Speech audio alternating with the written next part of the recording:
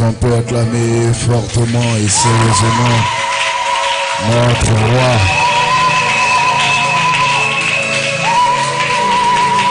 Que Dieu bénisse le peuple de International Prophetic City.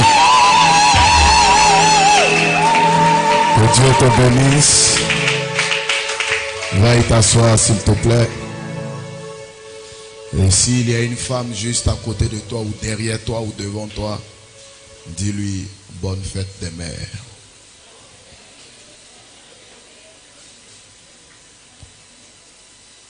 Alléluia. Dites Amen. Qui a chaud? Le coin est bien frais. Hein? Le coin est frais. Hein? C'est bien. Alléluia. L'endroit est frais. C'est grâce à vous. Alléluia.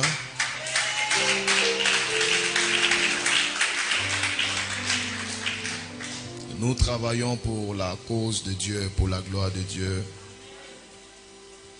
C'est bien. Que Dieu bénisse son peuple. Ce matin, je vais prêcher un message que j'ai déjà prêché ici. Mais je vais le prêcher autrement. Pour que nous puissions comprendre quelque chose d'essentiel. Le but de l'homme et de la femme sur la terre. Le but pour lequel Dieu a créé l'homme et la femme. Dites Amen. Vous allez prendre vos Bibles en Genèse le chapitre 2.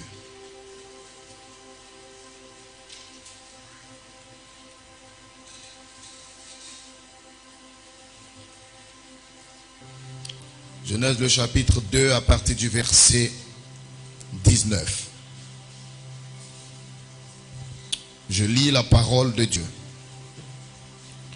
Le Seigneur Dieu façonna de la terre tous les animaux de la campagne et tous les oiseaux du ciel. Il les emmena vers l'homme pour voir comment il les appellerait afin que tout être vivant porte le nom dont l'homme l'appellerait. Verset 20. L'homme appela de leur nom toutes les bêtes, les oiseaux du ciel et tous les animaux de la campagne, mais pour un homme, il ne trouva pas d'aide qui fût son vis-à-vis. Alors le Seigneur Dieu fit tomber une torpeur sur l'homme qui s'endormit. Il prit une de ses côtes et referma la chair à sa place. Le Seigneur Dieu forma une femme de la côte qu'il avait prise à l'homme et il l'emmena vers l'homme. L'homme dit: cette fois, c'est l'os de mes os, la chair de ma chair. Celle-ci, on l'appellera femme, car c'est de l'homme qu'elle a été prise. C'est pourquoi l'homme quittera son père et sa mère et s'attachera à sa femme. Ils deviendront une seule chair. Amen. Nous allons lire également Genèse le chapitre 1, le verset 25.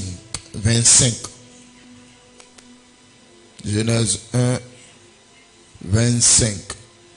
Que celui qui a son téléphone là, l'arrête automatiquement.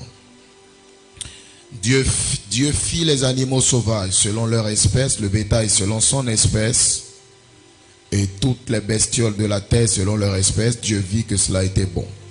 Dieu dit, faisons les humains à notre image, selon notre ressemblance, pour qu'ils dominent sur les poissons de la mer, sur les oiseaux du ciel, et sur le bétail, sur toute la terre, et sur toutes les bestioles qui fourmillent sur la terre. Dieu créa les humains à son image. Il les créa à l'image de Dieu. Hommes et femmes, il les créa. Dieu les bénit. Dieu leur dit, soyez féconds, multipliez-vous, remplissez la terre et soumettez-la. Dominez sur les poissons de la mer, sur les oiseaux du ciel et sur tous les animaux qui fourmillent sur la terre.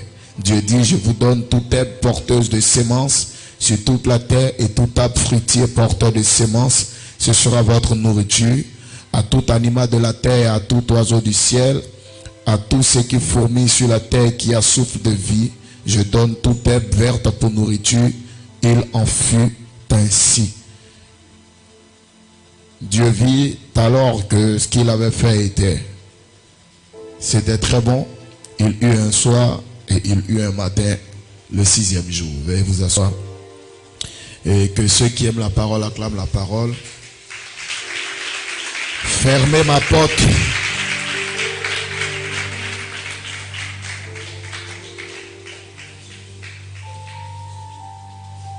Nous allons prendre Hébreux.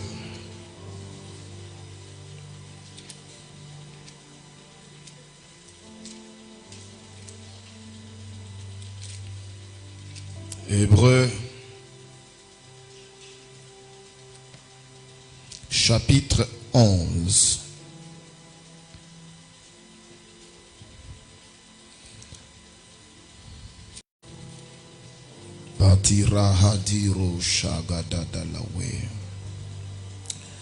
Le verset 1.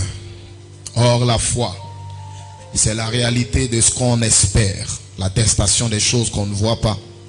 C'est par elle que les anciens ont reçu un bon témoignage. C'est pourquoi en entrant dans le monde, il dit, tu n'as voulu... Oh, désolé. Qu'est-ce que je lis là? C'est par elle que les anciens ont reçu un bon témoignage.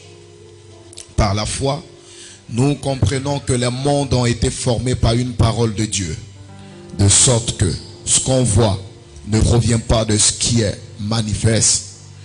C'est par la foi qu'Abel offrit à Dieu un sacrifice de plus grande valeur que celui de Caïn. Par elle, il lui fut rendu le témoignage qu'il était juste, Dieu lui-même rendant témoignage à ses offrandes. Par elle, quoique mort, il parle encore. C'est par la foi qu'Enoch fut transporté, de sorte qu'il ne vit point la mort. On ne le trouva plus, parce que Dieu l'avait transporté en effet. Avant d'être transporté, il a reçu le témoignage qu'il plaisait à Dieu. Or, sans la foi, il est impossible de plaire à Dieu. Car celui qui s'approche de Dieu doit croire que celui-ci est et qu'il récompense ceux qui le recherchent. C'est par la foi que Noé, divinement averti de ce qu'on ne voyait pas encore et animé par sa piété, bâtit une arche pour le salut de sa maison. C'est par elle qu'il condamna le monde et devint héritier de la justice qui répond par la foi. C'est par la foi qu'Abraham obéit à un appel en partant vers un lieu qu'il allait recevoir en héritage. Il partit sans savoir où il allait. C'est par la foi qu'il vint s'exiler sur la terre promise comme dans un pays étranger, habitant sous des tentes avec Isaac et Jacob, héritiers avec lui de la même promesse, car il attendait la cité qui a des solides fondations, celle dont Dieu est l'architecte et le constructeur. C'est par la foi aussi que Sarah elle-même, malgré sa stérilité et son âge avancé, fut rendue capable d'avoir une descendance parce qu'elle tint pour digne de confiance celui qui avait fait la promesse. Je reprends pour vous le verset 11. C'est par la foi aussi que Sarah elle-même, malgré sa stérilité et son âge avancé, fut rendue capable d'avoir une descendance parce qu'elle tint pour digne de confiance celui qui avait fait la promesse. Seigneur, merci pour ta bonne parole que nous allons écouter ce matin. Merci pour la parole que tu vas venir nous prêcher, celle que tu vas prêcher à nos cœurs, à nos âmes, celle que tu vas prêcher à tout notre être. Merci de faire en sorte que cette parole transforme nos vies. La Bible dit, celui qui comprend la parole, c'est celui-là qui est la bonne terre. Nous prions que tu fasses de nous de bonnes terres afin de recevoir cette parole. C'est au nom puissant et précieux de Jésus que j'ai prié. Amen. Amen. Est-ce qu'il y a des femmes ici?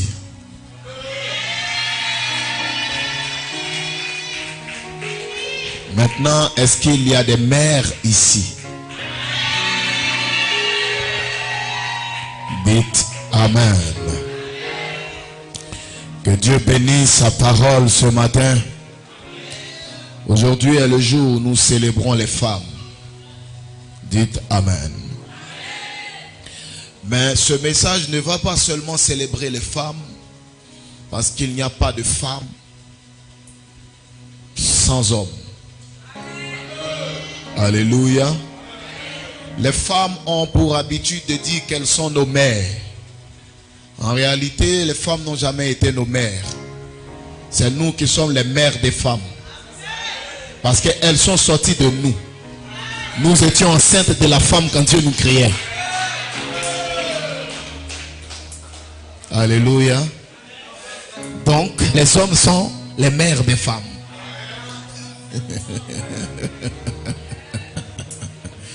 Alléluia. Dis Amen. Et ce matin, c'est un message pour équilibrer, c'est un message pour définir le rôle, et c'est un message pour célébrer également la femme.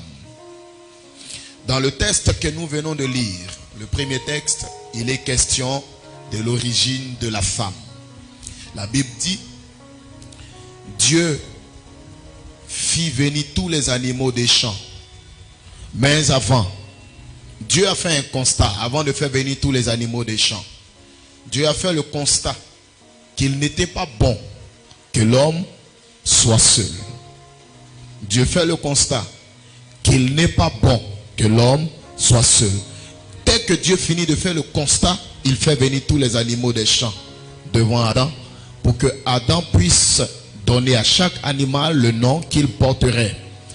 Et quand cela est fait, Adam lui-même, il constate qu'il n'a pas d'aide qui lui soit son vis-à-vis.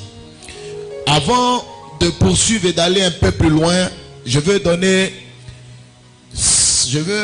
vous éclaircir sur certaines définitions ou sur des définitions de certains mots dans la Bible.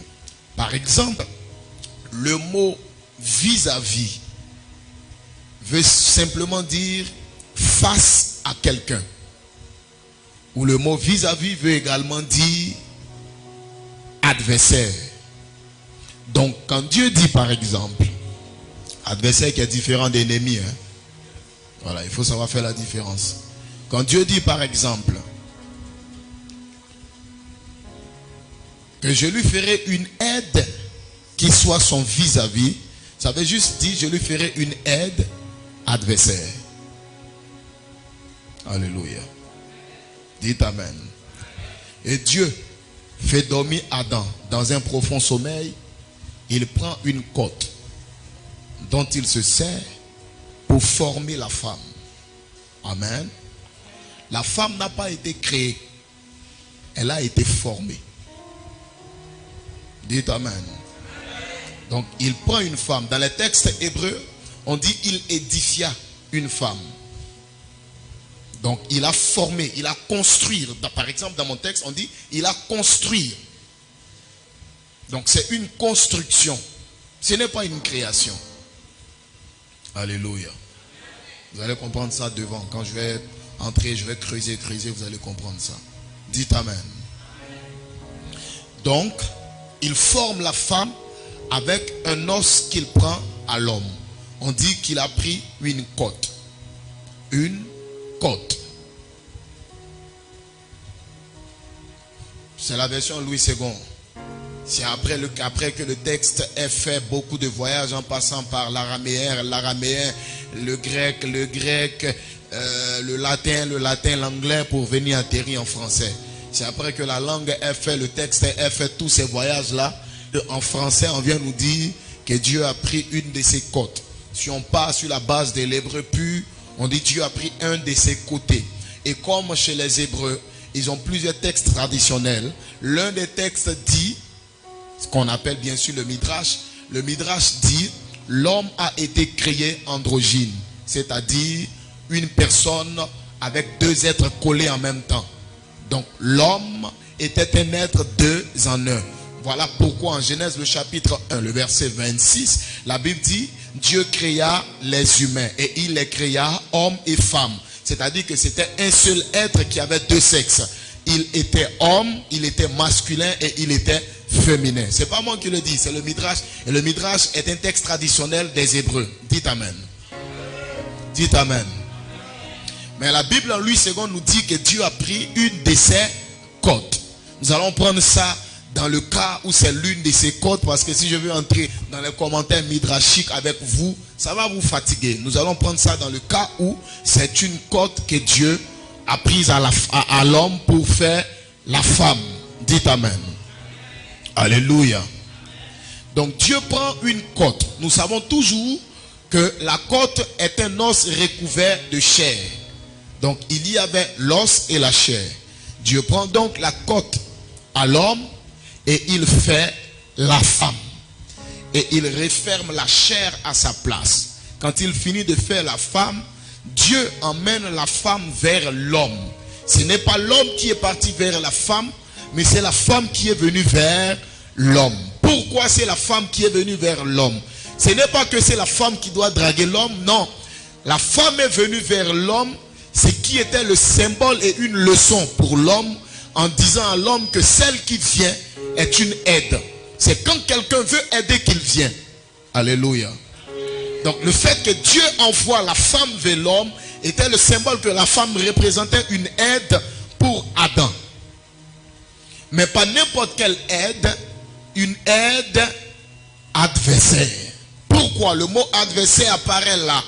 Le mot adversaire apparaît là parce que le rôle de la femme auprès de l'homme se définit en fonction de la responsabilité de l'homme dans la relation.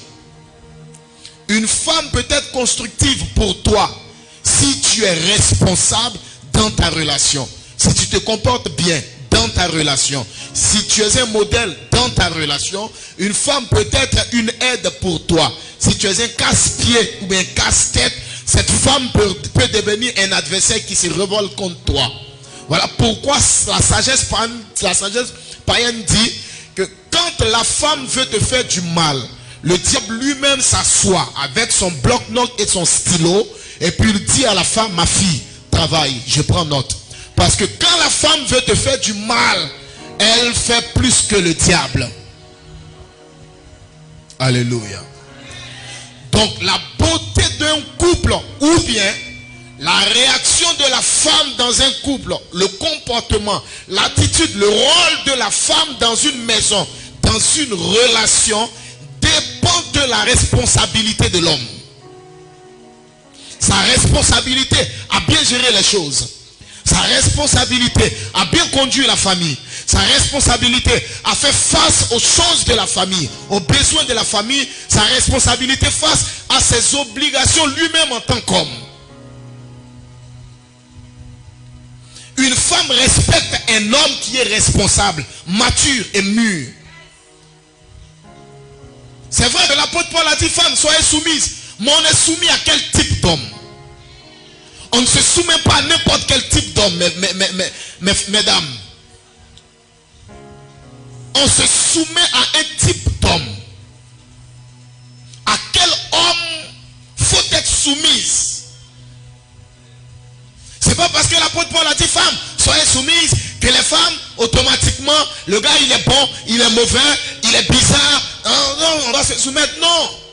Le rôle de la femme dépend de la responsabilité de l'homme. La femme est venue avec deux attributs. Avec l'attribut de aide et l'attribut d'adversaire.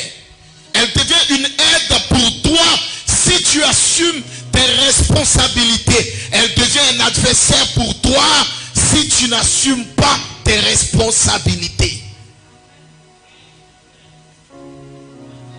C'est ça. Tu vas être beau comment Leonardo DiCaprio. Si tu ne lui donnes pas l'argent, un jour elle va te parler une parole bizarre.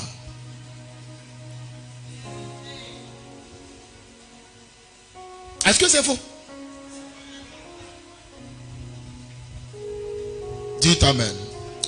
La deuxième chose que vous devez savoir, Dieu a créé la femme comme une aide. Laissez-moi vous dire une chose. Le mot aide prend tout son sens là où celui qu'on vient aider est faible. On n'aide pas quelqu'un qui est fort, sinon ça n'a pas de sens. Donc si la femme est une aide, c'est parce qu'il y a un manque d'équilibre au niveau de l'homme. C'est parce qu'il y a une sorte de faiblesse au niveau de l'homme. On aide quelqu'un quand il est faible. On aide quelqu'un quand il est devant une incapacité. On aide quelqu'un quand il est devant ses carences. On aide quelqu'un quand il est en face d'un manque. Et si Dieu crée la femme pour qu'elle soit une aide pour l'homme, c'est juste parce qu'il y a quelque chose qui manque à l'homme. Qu'est-ce qui manque à l'homme? Genèse chapitre 1, le verset 25 nous dit, pardon, le verset 27 nous dit, lisons Genèse, pardon.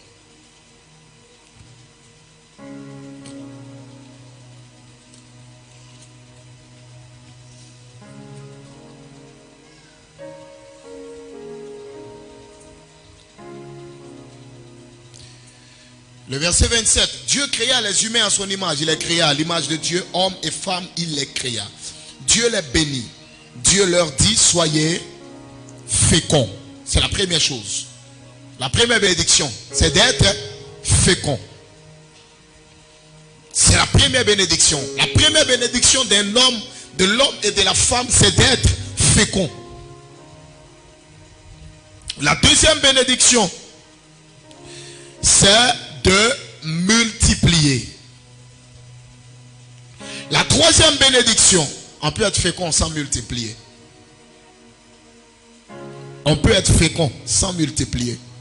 La troisième bénédiction, c'est remplir et soumettre la terre. Et la quatrième bénédiction, c'est dominer.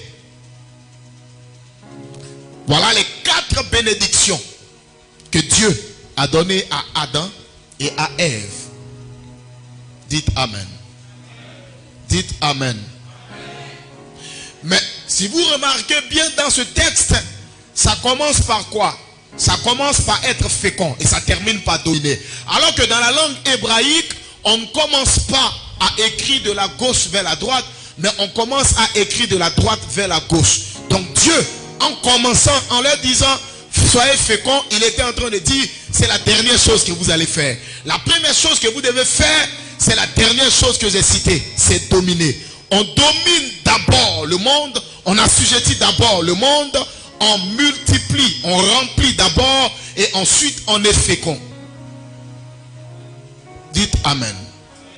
La première chose que Dieu demande aux hommes, moi dans ma Bible, dans ma version Semeur qui est dans mon bureau, Dieu commence d'abord par leur dire dominer.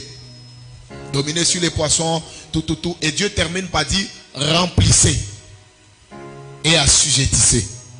C'est par remplir et assujettir que Dieu a terminé. Dites Amen. Alors dites Amen. Alléluia. Pourquoi Dieu a créé l'homme et la femme? Il a créé l'homme et la femme pour que cet homme et cette femme se conforment aux 4 bénédictions qu'il a citées ici en Genèse le chapitre 1, le verset 27. Donc l'homme et la femme avaient d'abord pour rôle de dominer et finalement de remplir, de multiplier, d'être fécond et consort. Dites Amen. Alléluia. Mais quand Dieu parlait quand il bénissait l'homme, il bénissait un être au fond duquel il y avait une femme. Il bénissait un homme qui portait la matière avec laquelle il allait créer la femme ou former la femme. Donc en réalité, c'est à Adam que Dieu parlait. Mais comme Ève était à l'intérieur, elle était également concernée par ce que Dieu disait. Donc la bénédiction concernait indirectement Ève puisqu'elle était présente dans le corps de l'homme quand Dieu bénissait Adam. En réalité, c'est Adam que Dieu bénissait, mais Ève n'était pas exempte, elle était présente. Donc la bénédiction la concernait automatiquement. Dites Amen. Prenons maintenant les 4 bénédictions. C'est à cause des 4 bénédictions que Dieu s'est assis et il a dit qu'il n'est pas bon que l'homme soit seul. La première intention de Dieu quand il disait qu'il n'était pas bon que l'homme soit seul, ce n'était pas à cause du mariage.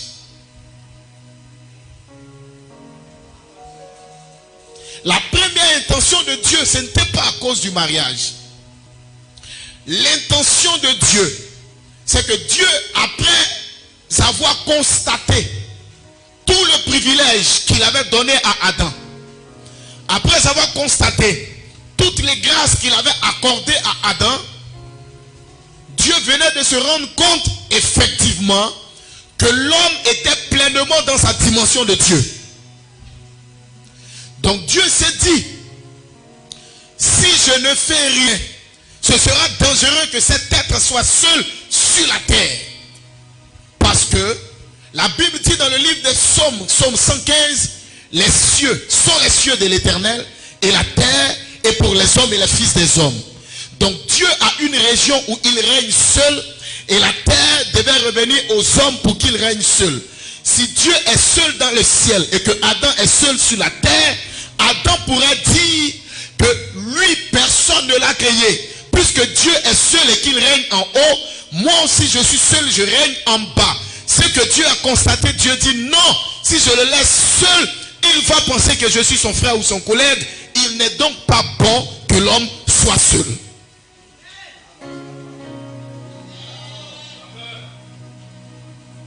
Je parle à quelqu'un.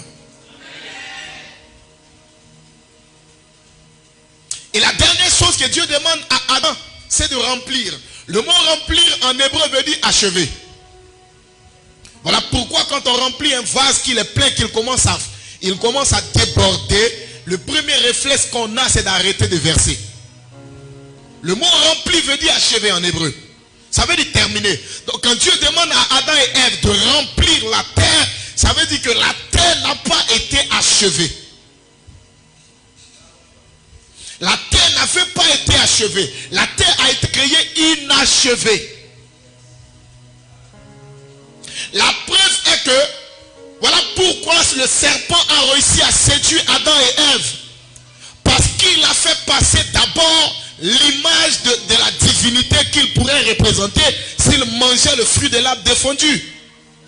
Il était en train de dire à Ève, Dieu vous a créé pour achever ce monde. Mais vous ne pouvez pas l'achever si vous n'êtes pas Dieu. Dieu sait que si vous mangez ça, vous serez comme lui. Vous serez Dieu comme lui pour achever le monde qu'il n'a pas achevé. Voilà l'intention que Ève avait en mangeant le fruit. Est-ce que ceux-là ils comprennent ce que je suis en train de dire là? Alléluia. Dites Amen. Donc tout ce que Dieu, toute la responsabilité, tout le privilège que Dieu a donné à Adam a effrayé Dieu lui-même parce que c'était démesuré.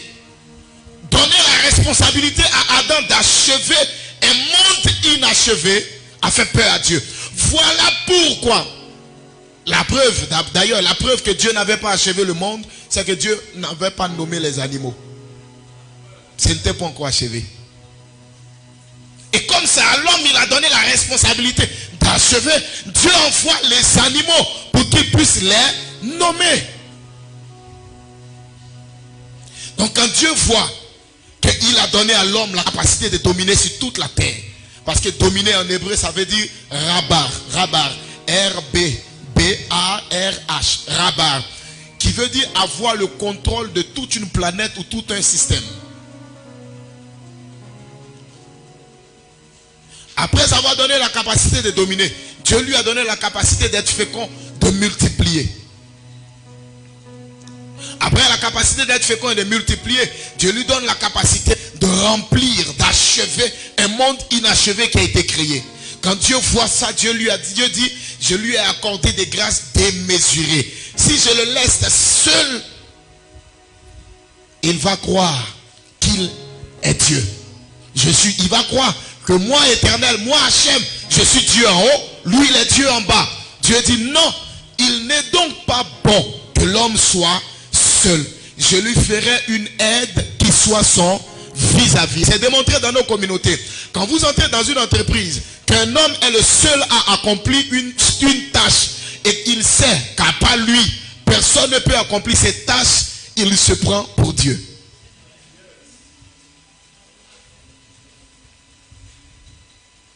C'est démontré. Il se prend pour Dieu. Réveillez mon pianiste, il n'a pas joué.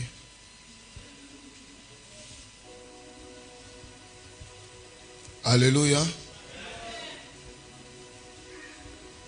Donc Dieu a créé la femme pour qu'elle soit celle qui ramène l'homme sur le chemin. Pour qu'elle soit celle qui pousse l'homme à son humanité. Parce que l'homme ne devait pas se prendre pour une divinité, il devait se prendre pour un humain. Donc la femme a été créée aussi pour mettre l'homme dans son humanité. Pour le plonger totalement dans son humanité. Voilà pourquoi on dit que la valeur et le caractère d'un homme dépendent de l'influence de sa femme sur lui. Dieu a créé la femme pour qu'elle apaise l'homme. Pour qu'elle le rende humble. Il dit, je lui ferai une aide qui soit son vis-à-vis. Kenegdo. Une aide qui pourrait se rebeller contre lui s'il agit mal. Une aide qui pourrait faire que quand Adam la voit, Adam dit, je ne suis pas seul à avoir le privilège de dominer. Adam se dit, je ne suis pas seul à avoir le privilège d'achever le monde. Donc sans la femme, l'homme ne peut pas achever. Sans homme, la femme ne peut pas achever. C'est ensemble qu'ils peuvent achever. C'est ensemble qu'ils peuvent achever la construction du monde. Dites Amen. Dites Amen. Parlons de la femme maintenant.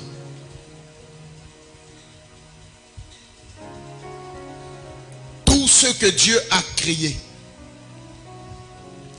il a créé à partir de matière apparente. La verdure est sortie de la terre était apparente. Les poissons sont sortis de l'eau, l'eau était apparente. Mais la femme est le seul être que Dieu a créé avec une matière qui n'était pas apparente, une matière qui était à l'intérieur d'une autre matière, d'un autre être. La femme est un être d'intérieur. Qu'est-ce que cela veut dire? On t'a prise à l'intérieur, tu étais dedans. On t'a prise dedans pour te faire sortir. C'est tout. Cela veut dire que le véritable travail de la femme, c'est à la maison. Cela ne veut pas dire qu'il ne faut pas travailler, il ne faut pas, non. Mais ton véritable poids dans la vie d'un homme, c'est à la maison. C'est pas dehors. C'est pas dehors que tu dois te faire voir. C'est pas dehors que tu dois montrer que non, je suis la femme de X. C'est pas dehors. Le rôle de la femme, c'est la maison. La Bible dit dans le livre des Proverbes, la femme sage bâtit sa maison, mais la femme insensée la renverse de ses propres mains. Le jour que j'enseignais ce message à l'église méthodiste Cité de Grâce, je leur ai posé une question. La question est la suivante. Je vous pose la même question. Est-ce qu'une femme a déjà eu une maison? Une femme n'a jamais eu de maison. Maintenant, pourquoi la Bible vient te dire que la femme sage bâtit sa maison? On parle de quelle maison?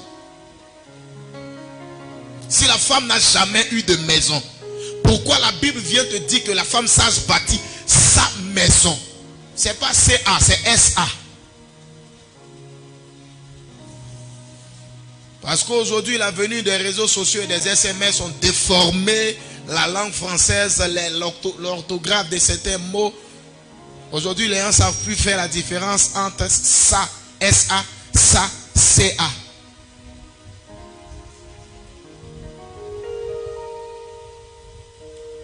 La Bible dit la femme sage bâtit sa maison et la femme insensée la renverse de ses propres mains.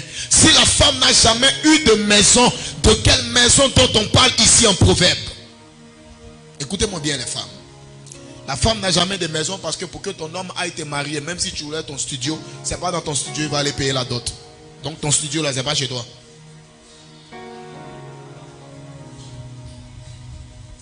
Où il va aller payer la dot là aussi, ce n'est pas chez toi, c'est chez ton père.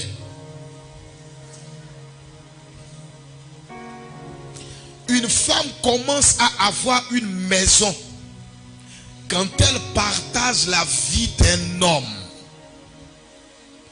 Et la maison de cet homme devient automatiquement la maison de la femme. Dites Amen. Dites Amen. Et qui parle de maison ne parle pas des quatre murs, mais parle de la relation. Une femme sage bâtit sa relation. Ce qui veut dire que il revient à la femme une responsabilité de 80% dans la gestion d'une relation, d'un couple. Si une femme se tape la poitrine pour dire mon mari aura la paix pendant 30 ans, je vous assure, le monsieur aura la paix pendant 30 ans. Et si cette femme-là se tape la poitrine un autre jour pour dire toi, je vais te faire chier pendant 50 ans, sois prêt mon gars, parce qu'elle va le faire. C'est la femme qui gère l'ambiance, c'est la femme qui gère le rythme, c'est la femme qui gère l'atmosphère, les tensions. Elle est capable, Dieu lui a donné ça. Parce que la construction de la femme a tenu compte de tous les défauts de la construction de l'homme. La femme est le produit fini de la construction de l'homme. Voilà pourquoi quand Dieu créait la femme, Dieu n'a pas insufflé dans la narine de la femme un souffle. Parce que la femme a été créée parfaitement. Voilà pourquoi elle est extrême dans ce qu'elle fait.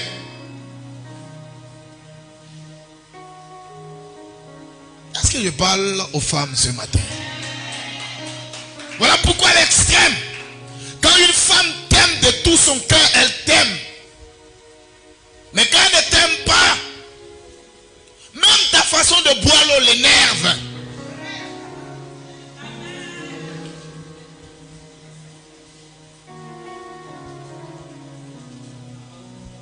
Dites Amen.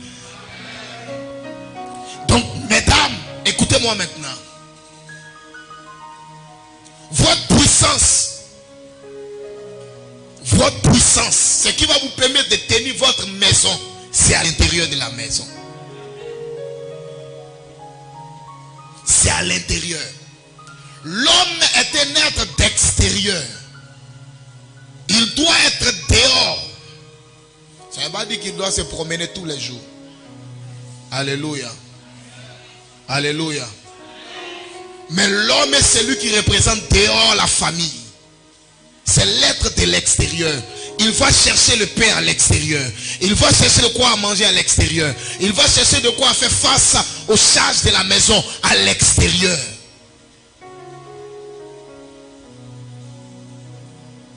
Alléluia. C'est un être d'extérieur. Voilà pourquoi l'apparent, voilà pourquoi l'érection de l'homme, c'est interdit au moins de 18 ans. L'érection de l'homme est apparente. Mais l'excitation de la femme n'est pas apparente. Parce que c'est à l'intérieur. La seule partie de l'homme qui s'extériorise, c'est son érection. Et la seule partie de la femme qui s'extériorise, c'est son cœur, c'est sa poitrine. La femme n'a pas du mal à montrer ses sentiments. Voilà pourquoi la seule partie de son corps qu'on voit facilement, c'est sa poitrine.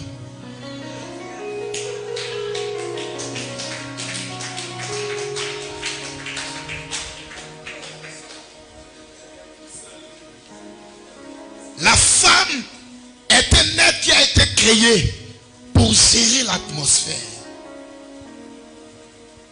Pour gérer l'atmosphère. Voilà pourquoi, mesdames, comportez-vous bien. Comportez-vous bien. Moi, s'il y a une chose que je ne vais jamais supporter de toute ma vie sur la terre, c'est aller me promener, rentrer à la maison, voir le visage de ma femme, c'est serré. Je n'aime ça, je ne supporte pas. Tu sais comment il souffre dehors? Tu sais ce que je n'ai pas dit faire dehors? Le monsieur souffre. Il se casse la figure. Et puis toi, quand il entre à la maison, le mieux que tu puisses lui montrer, lui présenter, c'est un visage compliqué.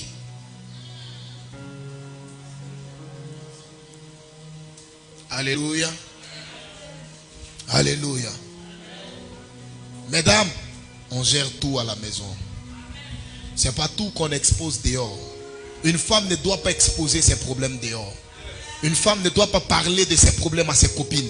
Une femme ne doit pas parler de ses problèmes à sa belle famille. Non, règle tes problèmes avec ton mari.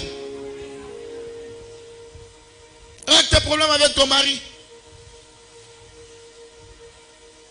Il y a des femmes qui ont l'art d'exposer leur mari à la vindicte de leur famille. Écoutez, la Bible dit, ce n'est pas la femme qui quittera son père et sa mère. Quand la femme se marie, elle n'a pas quitté père et mère.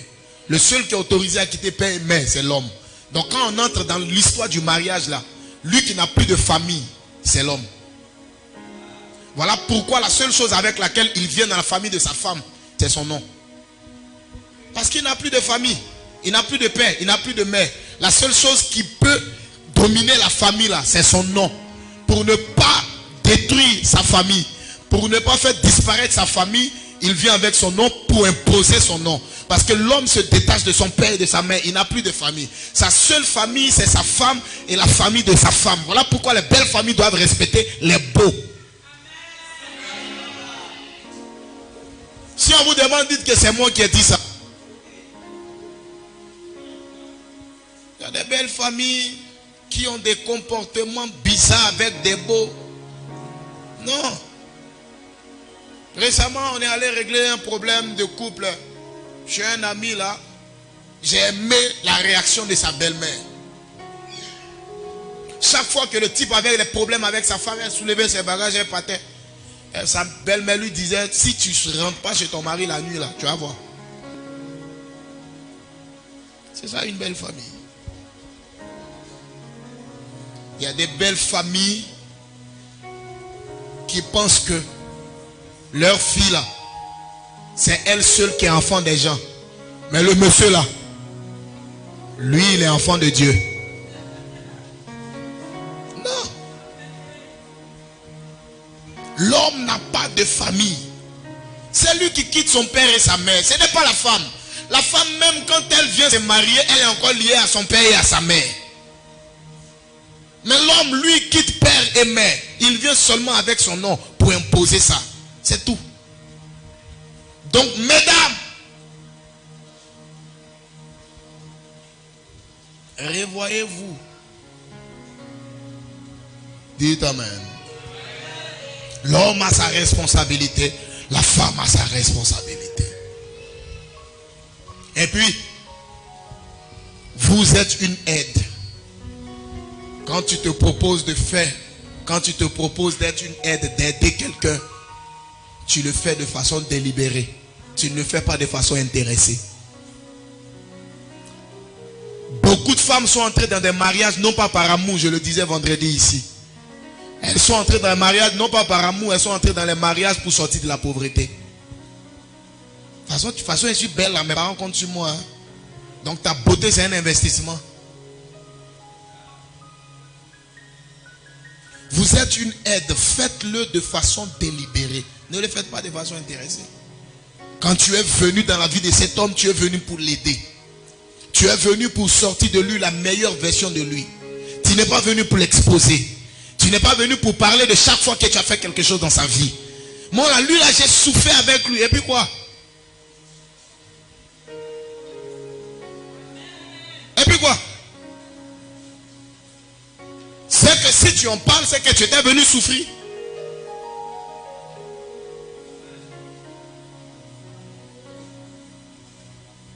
Dites Amen. Non, est-ce que je parle à quelqu'un même?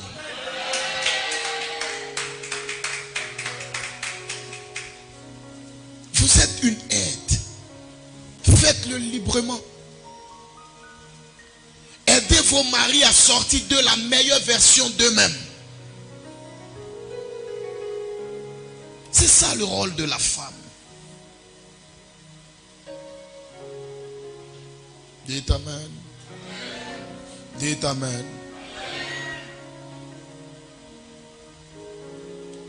Et les hommes, quand une femme se donne à vous, le moins, ou bien pardon, le mieux que vous puissiez faire pour elle, c'est de la valoriser. Elle est l'être de la maison. Vous êtes les êtres du dehors. C'est vous qui devez valoriser votre femme dehors. On ne valorise pas sa femme à la maison. On la valorise dehors. Parce que elle est l'être de la maison. Elle est l'être du laboratoire. C'est au laboratoire que tout se passe, pour sortir le meilleur produit dehors. C'est au laboratoire que tout se conçoit. Voilà pourquoi la sagesse africaine dit, la nuit porte conseil. C'est une sagesse qui concerne que les hommes mariés. La nuit porte conseil. Ça parlait du roi, ça parlait des rois, des chefs. Quand les rois voulaient prendre conseil auprès de leurs femmes, ils disaient, la nuit porte conseil. Parce que c'est sur le lit conjugal que les vraies idées arrivent. La femme parle. Elle parle avec sagesse. Elle parle avec délicatesse. Il y a des femmes qui ne savent même pas parler. Elles ne savent que crier et se plaindre. Et ça, il dit toujours aux femmes, ne confondez pas, je lui parle et je me plains. C'est deux choses différentes. Vous confondez ça généralement. Oui, les femmes confondent ça. Je lui parle, je suis fatigué de lui parler. Oh non, tu n'es pas fatigué de lui parler. Tu n'as même pas encore commencé à lui parler. Il faut dire que tu es fatigué de te plaindre. Les femmes passent plus de temps à se plaindre qu'à parler. Non. Un homme, on ne se plaint pas, on lui parle. Dites Amen. On lui parle. La femme est l'être de l'intérieur. Elle doit être un être de prière. L'intérieur, c'est aussi l'intimité. L'intérieur, c'est aussi l'intimité. C'est aussi la relation personnelle qu'on a avec Dieu. La Bible dit Ésaü était un habile chasseur, un être de dehors. La Bible dit Jacob était un homme tranquille sous cette tente, un homme d'intimité. La femme est un être d'intérieur. Elle doit être une femme de prière. La femme doit résoudre la plupart de ses problèmes par la prière, par la consécration. Combien de femmes sont des femmes de prière? Elles sont préoccupées par leur beauté. Oui, c'est une bonne chose. Dieu aime les belles femmes et les hommes aiment les belles femmes. Mais en plus de se préoccuper de sa beauté, vous devez avoir une relation avec Dieu. Parce que c'est aussi pour ça que Dieu vous a pris à l'intérieur de l'homme. Vous êtes des êtres d'intérieur. Vous devez être face à face avec Dieu. Vous devez être seul à seul avec Dieu. La Bible dit au moment où Jacob était seul, c'est là que l'ange s'est révélé à lui. Dieu est un homme, Dieu est un Dieu d'intimité. Mesdames, vous êtes des êtres d'intérieur. Vous êtes des êtres d'intérieur. Tout se règle à l'intérieur. On n'expose pas tout sur la place publique. Voilà pourquoi une femme qui parle beaucoup est une femme qui me fait peur.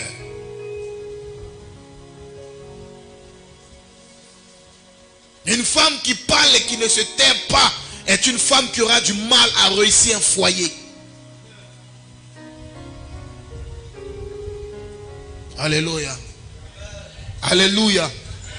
Nos premiers problèmes sont dus au fait que notre vieille mère, notre première vieille mère, elle parlait beaucoup. Ève, le serpent lui a demandé, Dieu a-t-il réellement dit de ne pas manger du fruit de l'arbre du jardin? C'est tout ce qu'on lui a demandé. C'est oui, il a dit. Ou bien non, il n'a pas dit. Point. Mais comme elle bavarde beaucoup, elle dit non, hein, Dieu n'a pas dit ça. Hein. Dieu dit que le jour qu'on mange ça là, on va mourir. Qui t'a demandé ce qui va t'arriver quand tu vas manger?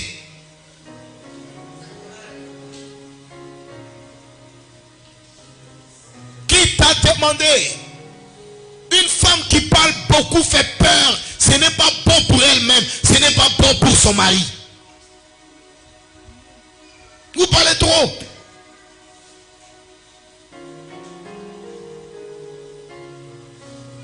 Alléluia. Alléluia. C'est ça. Vous êtes des êtres d'intérieur, des êtres d'intimité. C'est là-bas que tout se prépare. C'est là-bas que tout se fait. C'est à l'intérieur. C'est au fond. Vous êtes des êtres de fond, de profondeur. Vous êtes des aides. Vous êtes des sentinelles. C'est ça une femme. C'est ça une femme. La femme est une valeur ajoutée à notre monde. C'est ça une femme. Si c'est les hommes qui devaient engendrer des bébés, tous les humains allaient être trop musclés, trop durs. C'est à cause de la femme que nous avons un peu de tendresse. C'est à cause de la femme que nous avons un peu de souplesse. C'est à cause de la femme. C'est cette nature-là qu'elle nous communique. Donc la femme, c'est la douceur. Il y a des femmes qui ne savent même pas parler avec douceur. Tu es quel genre de femme? Dis Amen. Oui. La femme, c'est l'être de l'intérieur. C'est à l'intérieur que tout se fait. Et pour aller un peu plus loin, c'est l'être de l'intérieur. Même dans les rapports sexuels. La femme doit savoir bien faire ça à son mari. C'est interdit au moins de 18 ans. Boucher les oreilles les enfants. La femme doit savoir faire les choses au laboratoire. Bien préparer les choses. Bien faire les mélanges. Les initiés comprennent ça. Oui. Laissez-moi vous dire. Dites Amen. Regardez par exemple, dans le livre d'Esther, on dit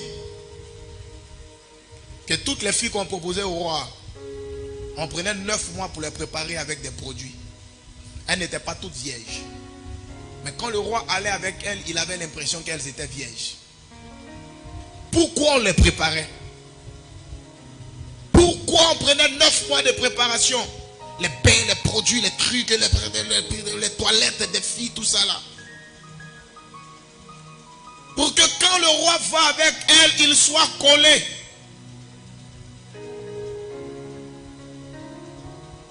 Oui. Il y a des femmes même, elles sont couchées sur le lit avec leur mari. On dirait 2 hommes qui sont couchés sur le lit. 2 frères. Mais c'est la vérité.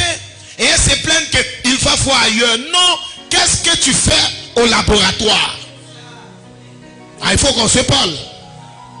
C'est des choses dont on ne parle pas, mais ça fatigue certaines femmes et certains hommes dans les églises. Ils sont assis là, ils murmurent. On prie pour stabiliser son foyer. On a chassé tous les démons de sirène des eaux pour stabiliser son foyer. Ça ne se stabilise pas.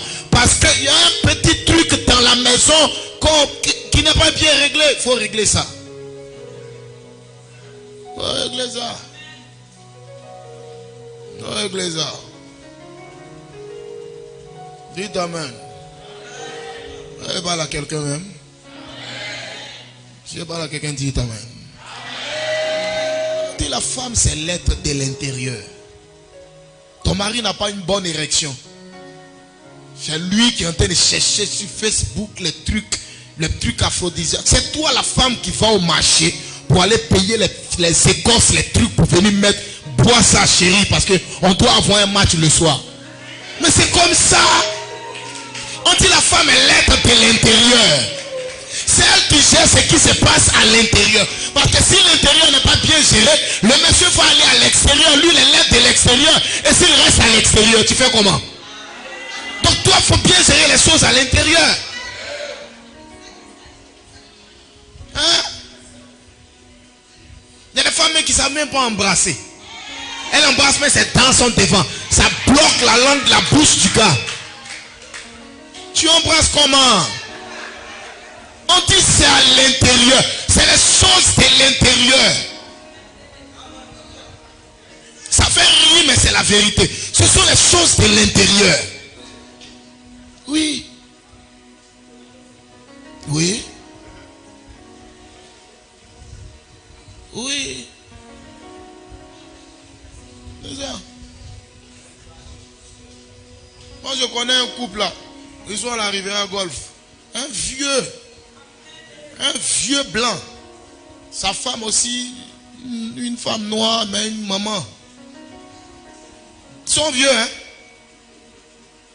Mais jusqu'à aujourd'hui, les deux là sur le lit, ils ne se laissent pas.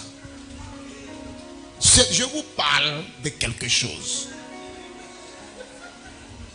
Je vous parle, ils sont à la Riviera Golf.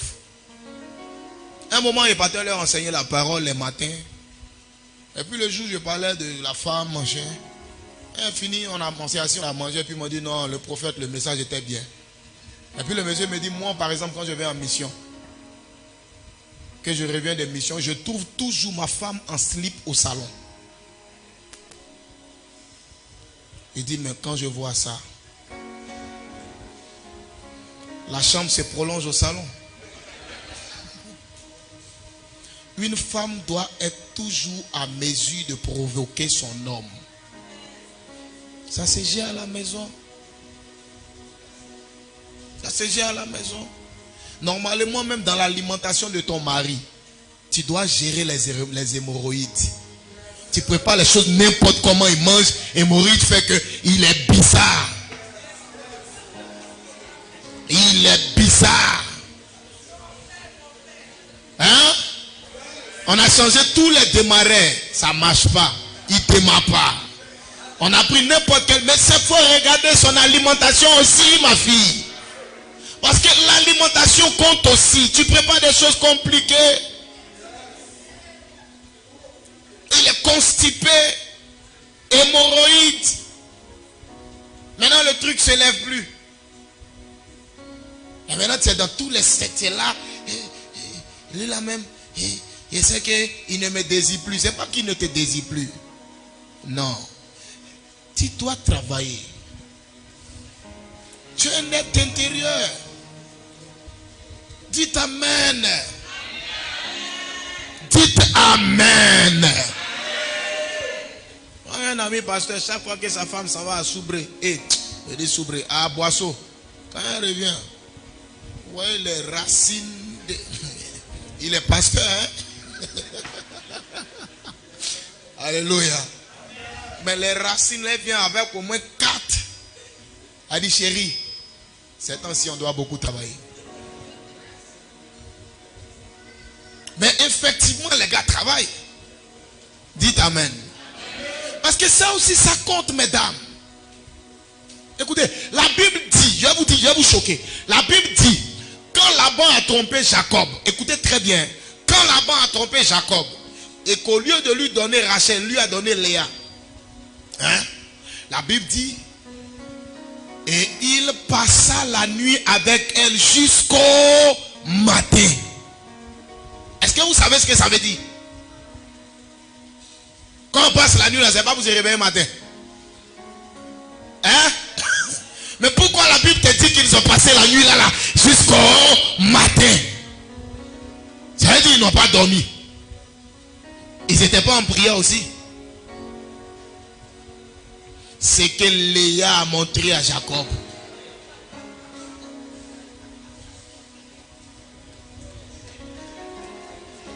Parce que moi, ils arrivaient 5 heures là.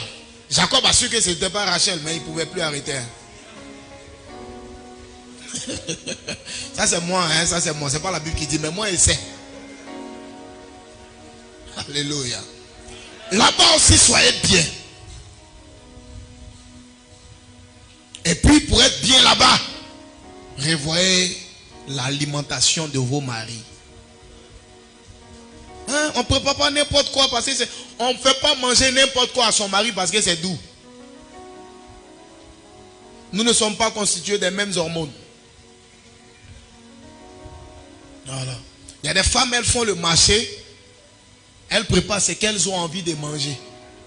C'est pas ce que le gars doit manger, c'est ce qu'elle a envie de manger. Elle prépare et puis toute la maison mange. Tu es comment? Non. Tu es l'être de l'être. Tout ce qui se passe à l'intérieur est ta responsabilité.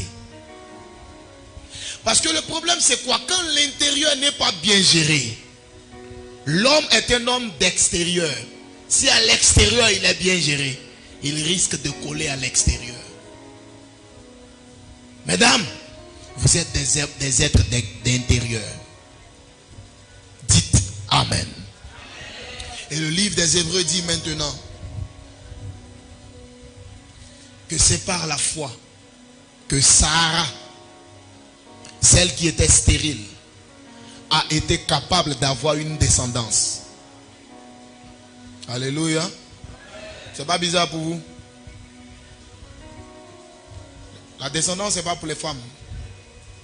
La femme a des enfants, elle n'a pas de descendants. C'est l'homme qui a une descendance.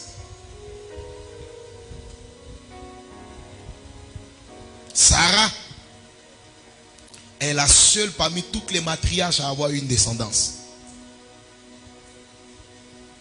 Dans la version Louis II, on dit c'est par la foi que Sarah fut capable d'engendrer. Les femmes n'engendrent pas, elles accouchent, elles enfantent.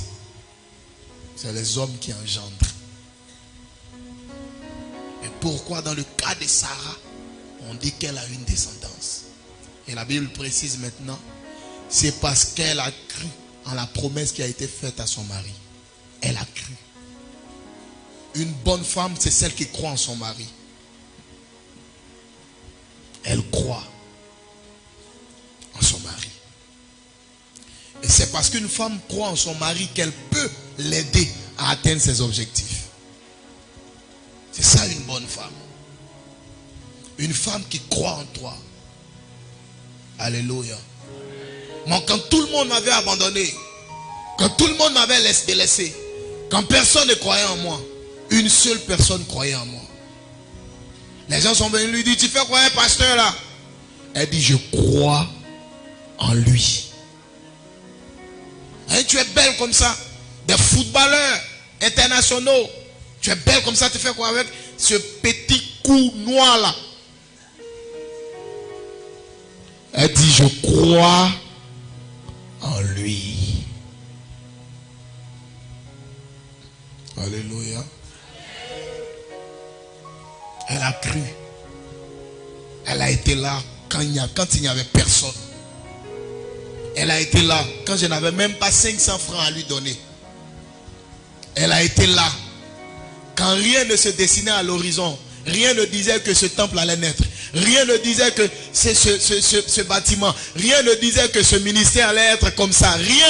Il n'y avait rien qui pouvait nous faire espérer que les choses allaient devenir comme ça. Mais elle a cru.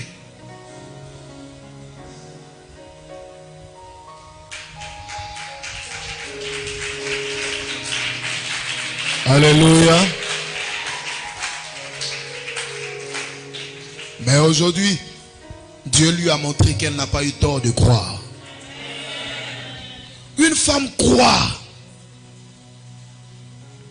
Elle croit. C'est ce qui a fait que Sarah est la seule matriarche dont on dit qu'elle a une descendance.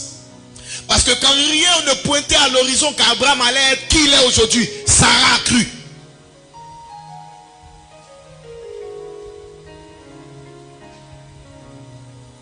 Une femme de destinée ne croit pas à cause de qui vous êtes aujourd'hui. Elle croit en ce qu'elle a vu de qui vous serez. Alléluia. C'est ça. Il y a des femmes qui étaient avec des hommes qui ont galéré jusqu'à elles n'ont pas pu supporter la galère.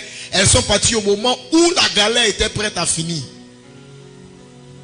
Là, il y a un ami qui me dit, il était avec une fille, ils ont galéré jusqu'à... Au moment où la galère était prête à finir, la fille dit, hey, je ne peux plus supporter, je m'en vais. Elle est partie. Un an après, le gars, ça a pété, bim, la chair est sortie. Alléluia. Et elle le voit, elle lui dit, hey, je suis fier de toi.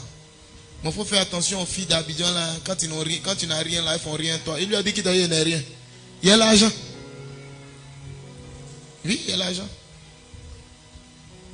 Elle dit, ah, c'est qu'on bouffait. Il dit non. Hein? Elle dit, ah, mais j'ai galéré avec toi. Il lui a dit, mais c'est comme un restaurant. Qui vous a dit que la femme qui prépare, elle mange ce qu'elle prépare? Elle prépare et puis quelqu'un d'autre vient manger. Toi, tu as préparé, quelqu'un d'autre va venir manger.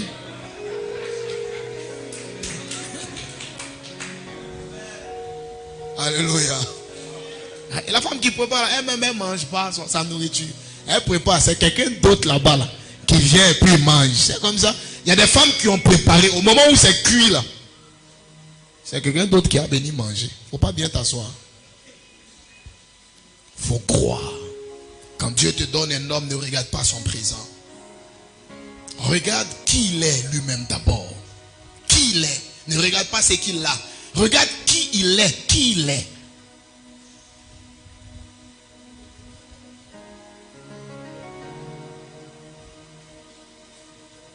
Alléluia. Il faut que tu sois une femme de valeur. Alléluia.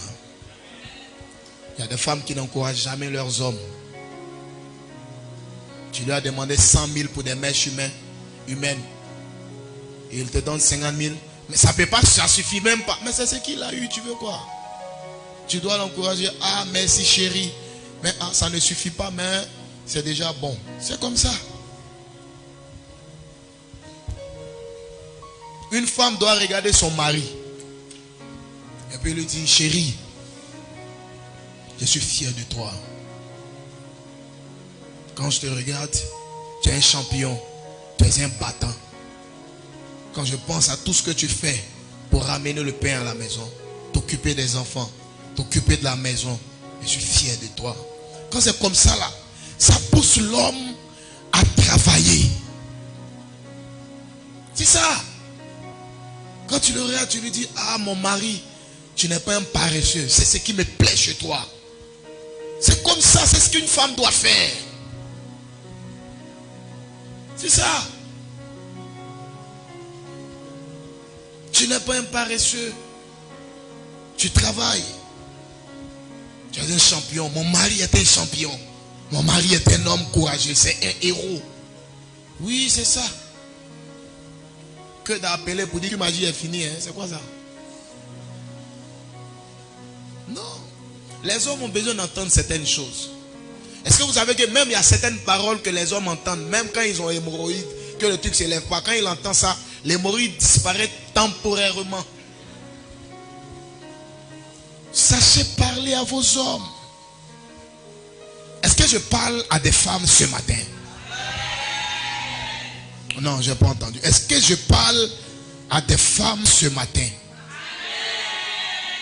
Dis Amen. Nous allons prendre nos Bibles dans Proverbes. Je vais terminer le message.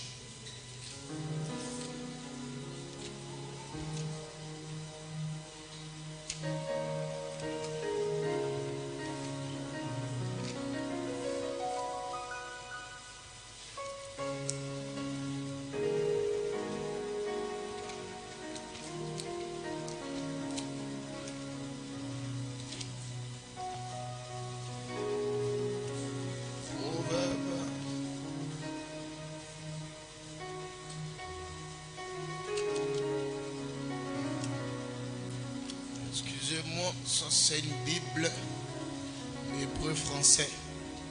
Ça part de la droite vers la gauche. Donc je suis un peu perdu dans les tests, mais je sais que je vais me retrouver. Ok. Proverbe.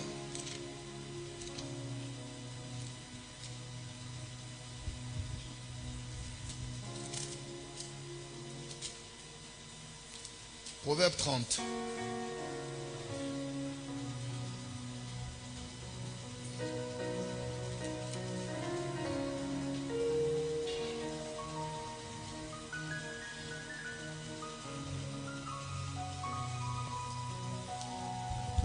Proverbe 30.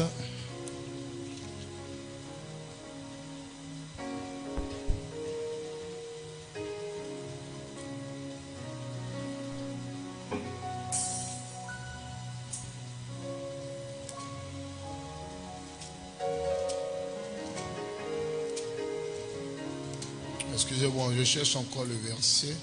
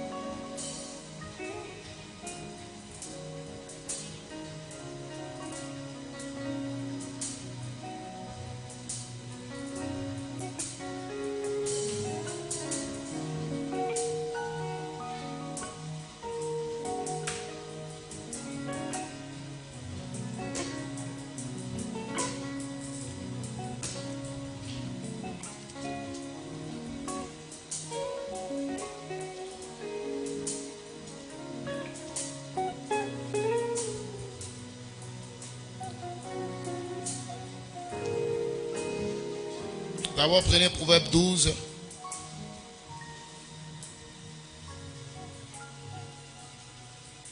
Le verset 4.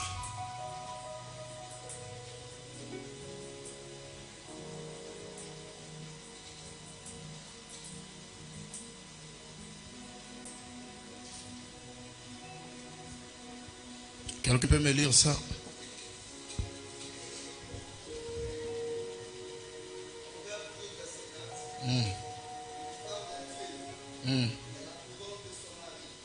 Et la couronne de son mari.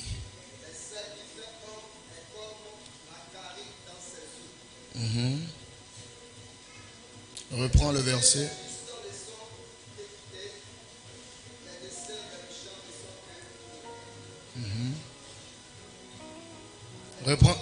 Reprends le verset 4.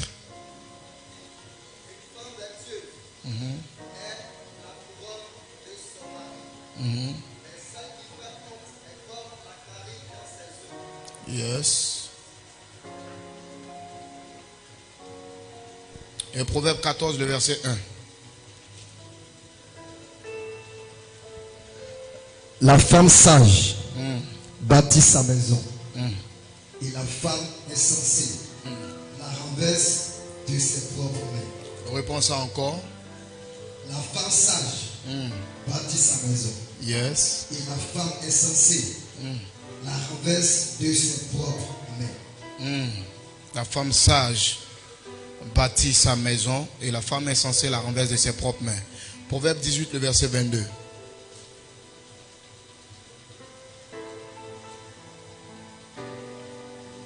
Celui qui trouve une femme trouve le bonheur. C'est une grâce qu'il obtient de l'Éternel. C'est quoi? C'est une grâce qu'il obtient de l'Éternel. Qu'il obtient de l'Éternel. De l'Éternel. Proverbe 31, le verset 15 pour terminer. Nous allons commencer d'abord au verset 10. Qui peut trouver une femme vertueuse? Écoutez maintenant les femmes, Dieu vous parle. Qui peut trouver une femme vertueuse? Qui peut trouver une femme vertueuse? Elle a bien plus de valeur que les perles. Son prix dépasse de loin celui des coraux. Le cœur de son mari a confiance en elle. Une femme vertueuse est une femme dont le cœur du mari a confiance en elle. Et les produits ne lui feront pas défaut. Et les produits ne lui feront pas défaut. Elle lui fait du bien. Elle lui fait du bien. Une femme vertueuse fait du bien à son mari. Et non du mal. Quand on dit elle lui fait du bien, c'est à tous les niveaux. Comprenez, la profondeur, la surface, la hauteur, à gauche, à droite, dans tous les sens. À la maison, dans le laboratoire, dans la chambre, dans la cuisine, partout, elle lui fait du bien. Et non du mal. Et non du mal. Tous les jours de sa vie. Elle lui fait du bien tous les jours de sa vie. Elle se procure de la laine Elle se procure de la laine et du lait. et du lin. Et travaille d'une main joyeuse. Et travaille d'une main joyeuse. Une bonne femme est une femme qui donne un genre vestimentaire à son mari. Il y a des femmes, elles sont chic, leurs maris sont moches. La femme de valeur, elle se procure de la laine et du lin pour donner un genre vestimentaire à son mari. C'est ça une femme de valeur. Come on.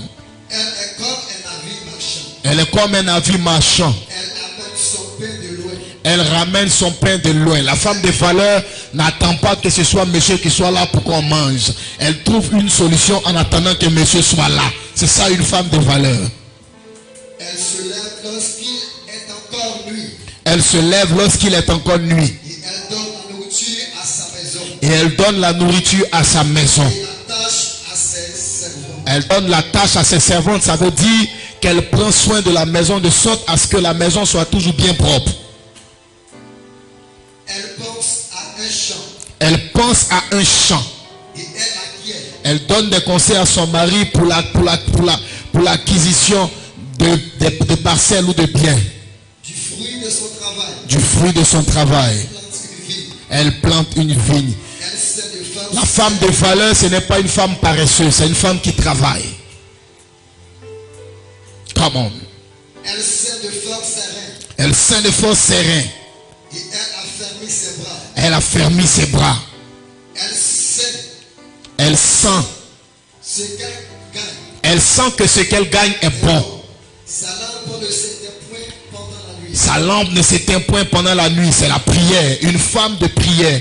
Une femme de valeur est une femme dont la lampe ne s'éteint point pendant la nuit. C'est une femme qui a la brèche, qui prie pour son foyer, qui prie pour son mari, qui prie pour les affaires de son mari, qui prie pour ses enfants, qui prie pour le parcours scolaire de ses enfants. C'est ça une femme de valeur. Elle met la main à la quenouille. Elle met la main à la quenouille. Et Ses mains tiennent le fuseau. ses doigts tiennent le fuseau. Elle tend la main au malheureux. Elle ouvre ses mains pour le pauvre. C'est pas les femmes. Quand un ami ou bien un neveu vient voir le monsieur qui n'est pas là, le gars faim, et elle ne lui donne pas à manger. Il y a des femmes comme ça. Il y a des femmes comme ça. Le neveu s'en va voir sa belle, il s'en va voir son oncle n'est pas là. Il trouve sa belle tante. Elle est là, il a faim. Elle regarde. Et puis elle met trace à la télé. Regarde mon petit. C'est la sorcellerie. Elle tend la main aux pauvres. C'est ça une femme. Elle aide ceux qui ont besoin d'elle. Ceux qui ont besoin de...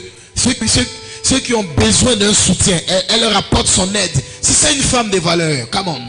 Elle tend la main à l'indigent. Elle tend la main à l'indigent. Elle ne craint pas la neige pour sa maison. Elle ne craint pas la neige pour sa maison. Elle fait des prêts, elle fait des prévisions. Car toute sa maison est vêtue de cramoisie. Toute sa maison est vêtue de cramoisie. Elle se fait des couvertures. Elle se fait elle-même des couvertures. Elle a des vêtements. Les femmes, retenez bien le verset là. C'est Proverbe 31, le verset 10. Allez-y, lisez ça à la maison. Come on. Elle a des vêtements de fin lin et de pourpre. Elle a des vêtements de fin lin de pourpre rouge.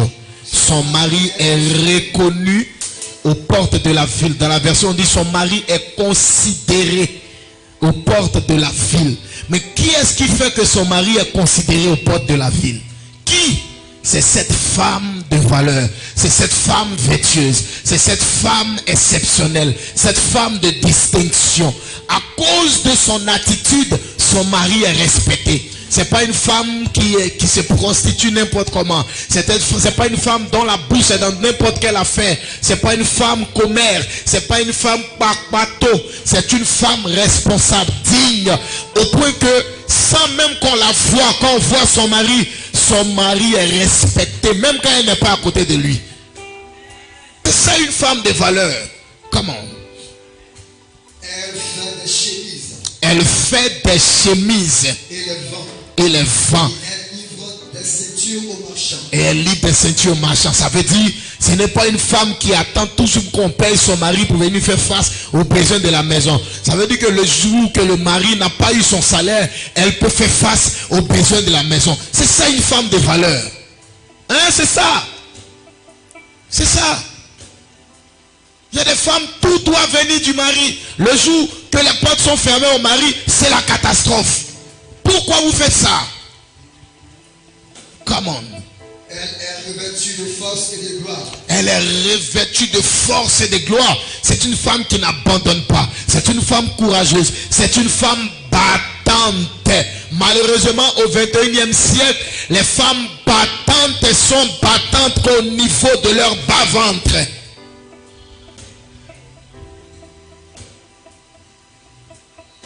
J'ai fini de parler.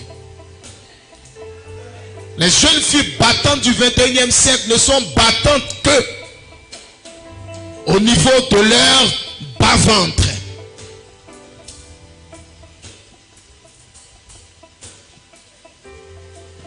Une femme vertueuse, une femme de valeur, est une femme qui travaille dur.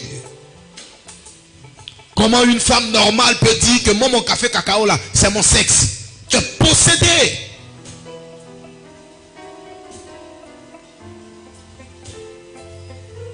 Mon café cacao. Tu sais pas que le cacao tombe souvent. Tu sais pas que le prix du cacao tombe souvent. Tu savais ton café cacao, tu serais étonné un matin. À combien ils vont payer le sac de 100 kilos là? Tu serais étonné. Comment on dit? Et elle se rit de l'avenir. Yes, elle se rit de l'avenir. Elle ouvre la bouche avec sagesse. Elle ouvre la bouche avec sagesse. Je vais m'attarder un peu sur ça. Elle ouvre la bouche avec sagesse. Ça dit qu'elle n'ouvre pas la bouche pour dire des conneries. Elle n'ouvre pas la bouche pour raconter n'importe quoi. Elle n'ouvre pas la bouche pour parler des novelas. Elle n'ouvre pas la bouche pour critiquer d'autres copines. Elle ouvre la bouche avec sagesse. Même quand elle veut parler à son mari, quand elle sait qu'elle a raison, qu'il a tort, elle lui parle avec sagesse. La femme vertueuse parle pour apaiser, non pas pour révolter, non pas pour irriter. La femme sagesse parle pour apaiser. Elle ne parle pas pour créer la bagarre. Elle ne parle pas pour provoquer. Elle parle pour apaiser. La Bible dit que quand elle ouvre la bouche, elle ouvre la bouche avec sagesse.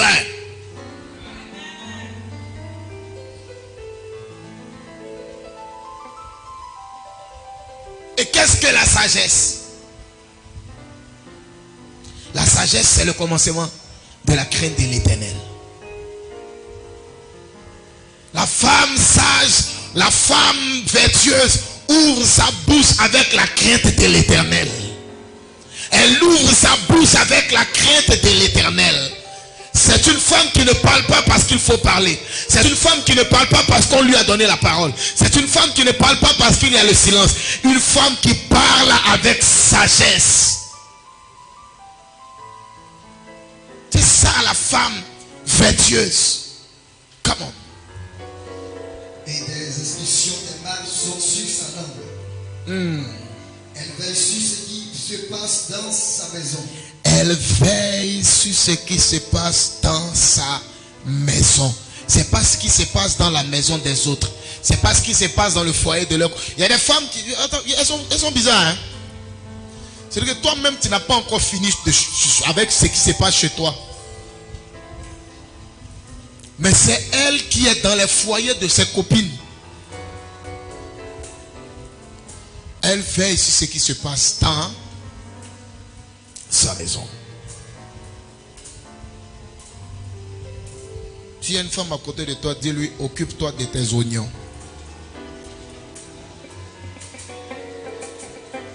Faut lui dire, dis-lui, occupe-toi de tes oignons.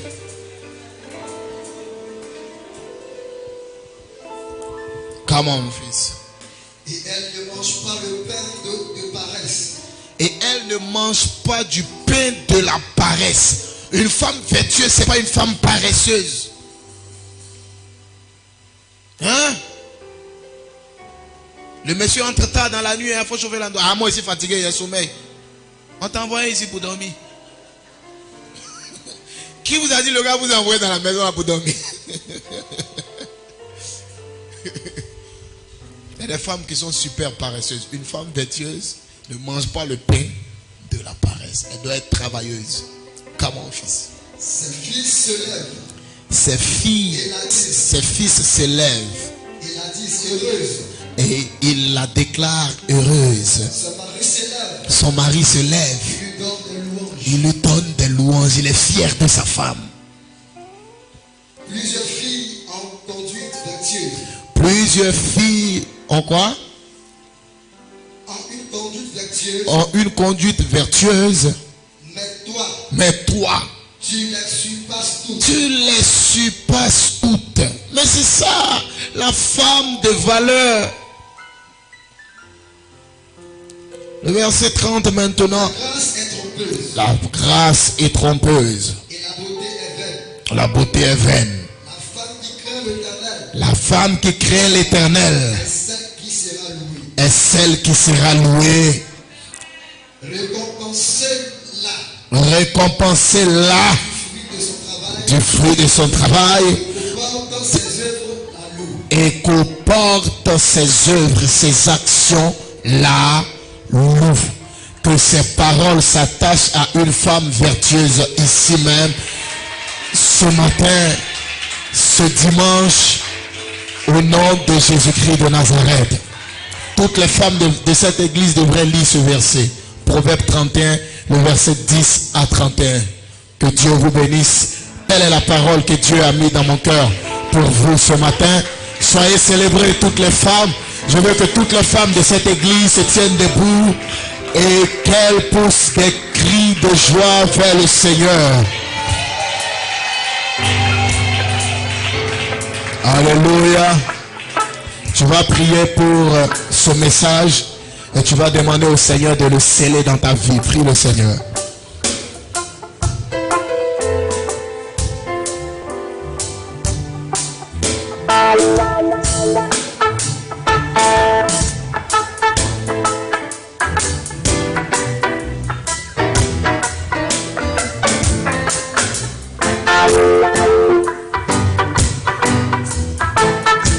Prie le Seigneur, parle à Dieu.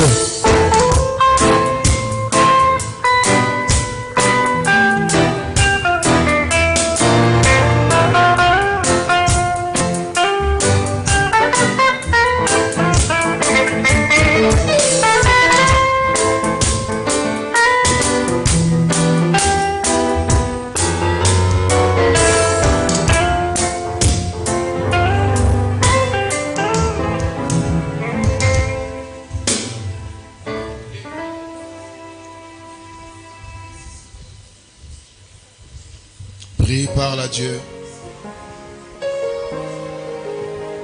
Dis à Dieu que tu veux attacher ces paroles à ta vie. Tu peux aussi prier pour ta femme ou ta prochaine épouse ou ta future épouse, pardon. Tu vas prier que Dieu fasse en sorte que toutes ces valeurs, ces vertus s'attachent à la destinée de ta future épouse ou de ta femme en ce moment, pour ceux qui sont mariés. Prie le Seigneur.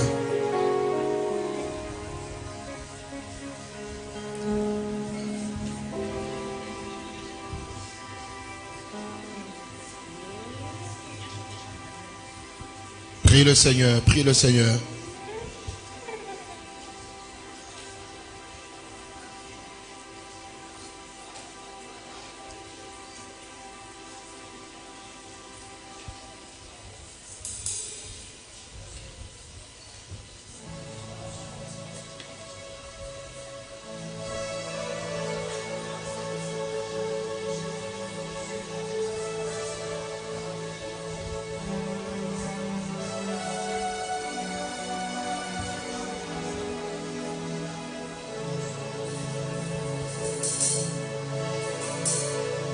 Iwadikasa.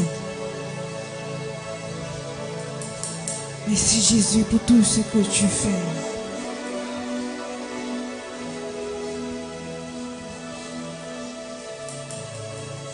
Mambrou Foudjé Mi kama disait ça. Oh nani jimiao Nina Bra Abanenimo C'est minutes c'est ouais différent Mi aunima Mi dadinima Ebeyechi Mtimi se ouais dikasa Mama kuma Tumiomo Minyo mikasa Aobe watikasa Watikasa Mama kuma Tumiomo Mikase Oh me watika bibamie E watika sa Mama kuma Tumiongo Okwa mikwiwa bwabemu Miye tumi para eneye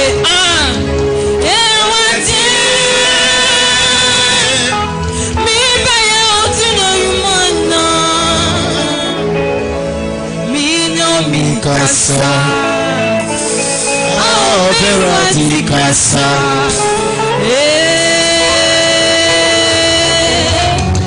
Ewati Kasa Yes Mama Kuma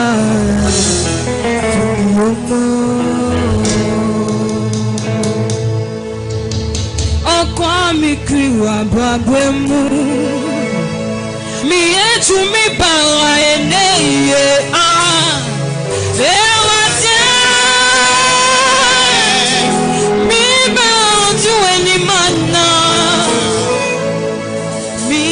Mikasa Aome wadi bibanye Ewadi kasa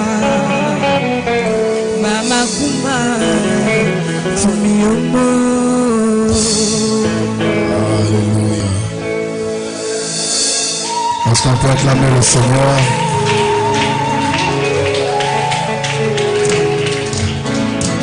Amen. Que Dieu vous bénisse. Veuillez vous asseoir.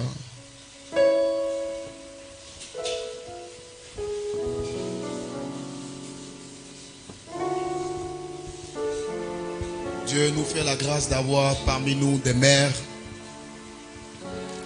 que nous célébrons ce matin et que nous honorons ce matin. Que les mères se tiennent debout.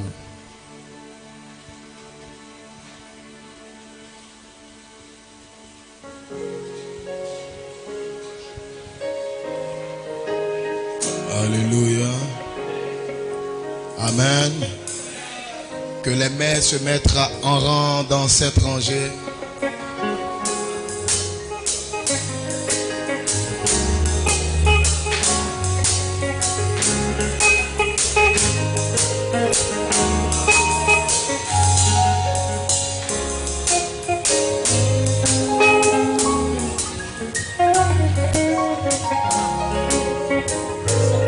Doucement, doucement, doucement, doucement, doucement, doucement, doucement, doucement, doucement.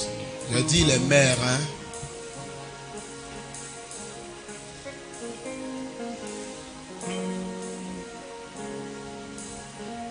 Alléluia. Nous allons souhaiter bonne fête de mère aux mères. Alléluia. Le Seigneur a touché l'un de nos frères qui a voulu honorer les mères ce matin. Une maman, c'est une super héroïne qui peut remplacer n'importe qui, mais qui ne peut être remplacée par personne. Alléluia. Est-ce qu'on peut acclamer le Seigneur pour ça?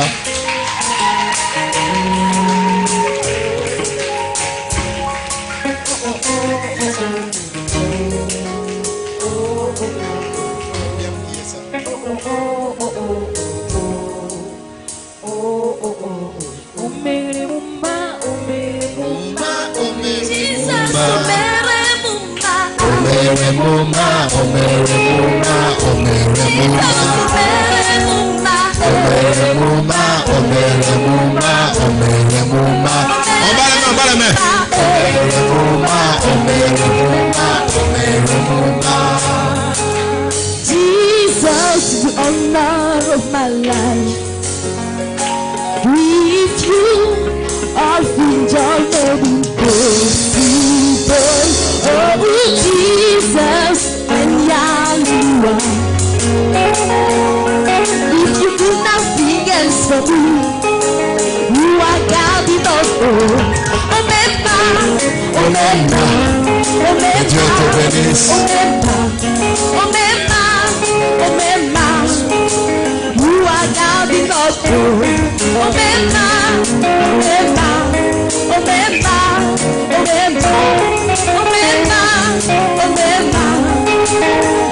God in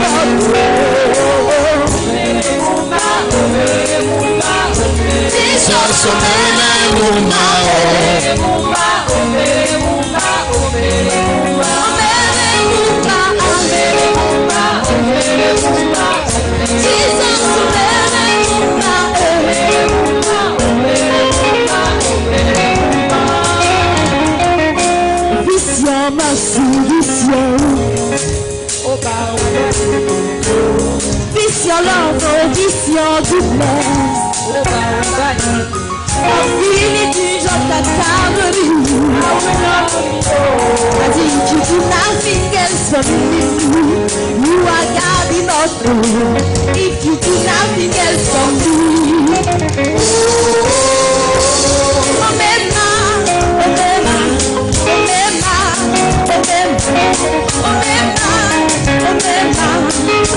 You are God in all.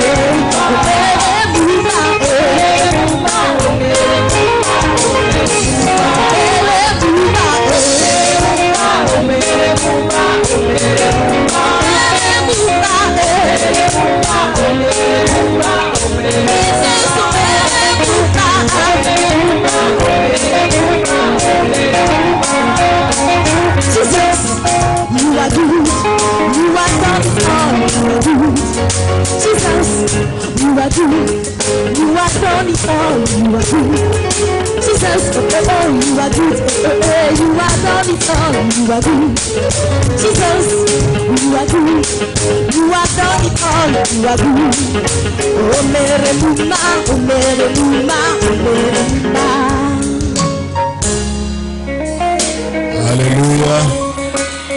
Est-ce qu'on peut acclamer très fortement le Seigneur?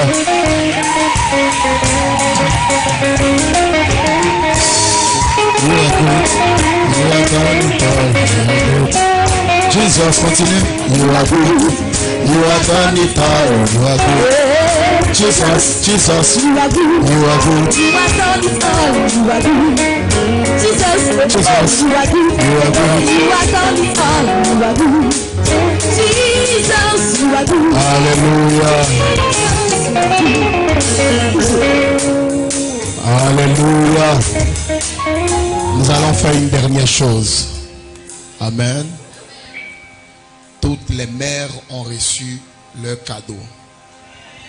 N'est-ce pas beau comme ça? Et ce serait encore plus beau si on donnait une grande acclamation au Dieu des mères. Que tout le monde poussait des cris de joie pour célébrer Dieu.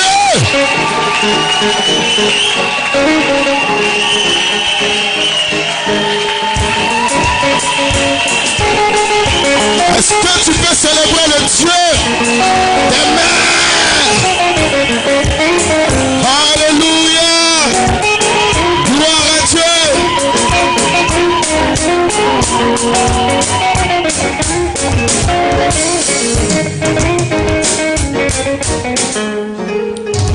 Alléluia.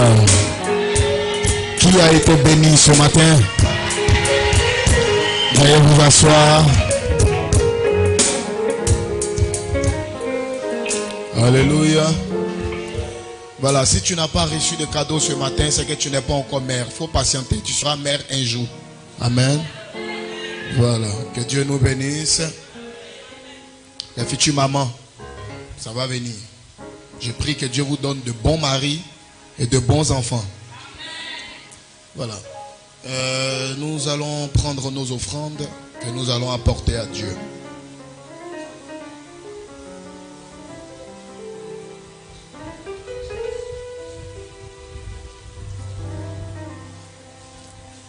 Le mardi, nous entrons dans le mois de juin, que moi j'appelle le mois de l'ange Gabriel. Alléluia. Le mois de juin qui est le 6e mois, que moi j'appelle le mois de l'ange Gabriel. En Luc le chapitre 1, le verset 26, la Bible dit qu'au 6e mois, l'ange Gabriel fut envoyé par Dieu. Alléluia. Donc, divinement averti, le Seigneur m'a dit que le 1er juin, du 1er au 7 juin, il fallait que je sois en jeûne. Alléluia. 6 heures jusqu'au soir. Dites Amen. Si tu as dans ton cœur la conviction de jeûner pour entrer dans le mois de l'ange Gabriel avec moi, tu jeûnes. Mais nous entrons dans ce mois avec l'espoir de recevoir de Dieu un message de l'ange Gabriel, comme il a apporté le message à Marie, comme il a annoncé à Marie qu'elle allait porter le Messie. Nous voulons recevoir de Dieu un message qui va bouleverser notre vie. Donc tu jeûnes et tu pries comme ça. C'est le mois de l'ange Gabriel. Et à cet effet, nous avons 4 dimanches et 4 vendredis de puissance, dénommé ma saison de miracle. Les vendredis soirs, c'est dénommé ma saison de miracle. Tous les vendredis du mois de juin, nous serons ici pour prier, pour jeûner, pour recevoir de la restauration, pour écouter la parole de Dieu, pour être touché par la puissance de Dieu, pour recevoir des oracles. Nous aurons plein d'orateurs qui vont passer ici. Moi-même, je serai là. Ce sera des temps de puissance, de révélation, de guérison, de délivrance. Les 4 vendredis, tous les vendredis du mois de juin. Alléluia. Et tous les dimanches du mois de juin. Et le thème central de ce mois se situe en Jean le chapitre 4, quand la femme samaritaine a dit: venez voir un homme qui m'a dit tout ce que j'ai fait. C'est le thème qui est là. Venez voir un homme qui m'a dit tout ce que j'ai fait. Mon fils, monsieur Niagara, faut noter. J'ai parlé, faut noter. Faut noter. Venez voir un homme qui m'a dit tout ce que j'ai fait. Faut noter. Tu as noté, non? Vous allez voir, vous allez vivre ça. Alléluia. Nous démarrons vendredi prochain. Vendredi prochain. Et nous allons terminer le mois de l'ange Gabriel par une veillée de prière. Nous n'avons jamais eu de veillée ici à part la nuit de la traversée. Nous allons terminer le mois de l'ange Gabriel par une veillée de prière. De 21h à 6h. Ici. Il aura plein d'orateurs. Ça va chauffer. Ça va chauffer. Que Dieu nous bénisse. Tiens-toi debout avec ton offrande.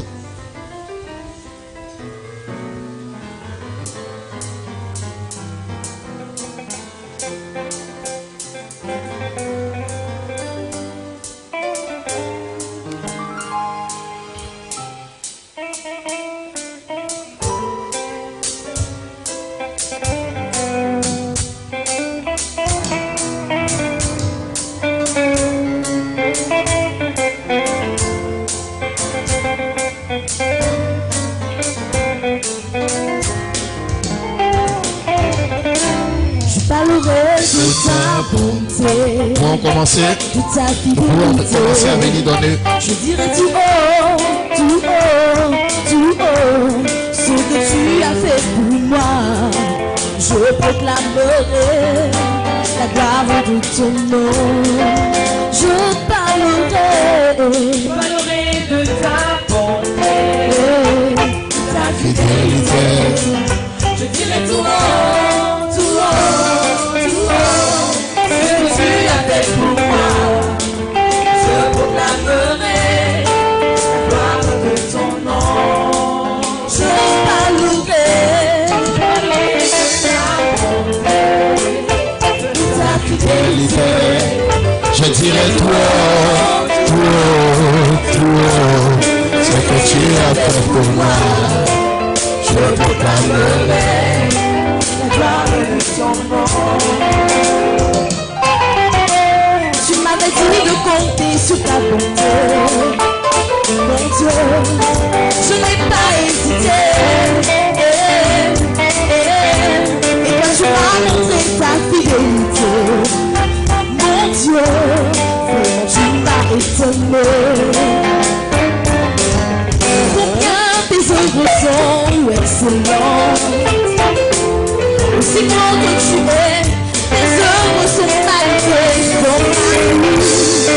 Je dirai tout haut, je dirai tout haut, la gloire de ton nom. Je parlerai de ta bonté, de ta fidélité. Je dirai tout Ce que tu as fait pour moi. Je proclamerai la gloire de ton nom. Oh Jésus, Tu es bon. oh Jésus, Tu es bon. agneau de Dieu, Tu es bon pour moi. Tu es bon. Haché mélodie, Tu es bon. la haute carré. Oh Jésus, tu as fait pour nous, ce que tu as fait pour ma vie.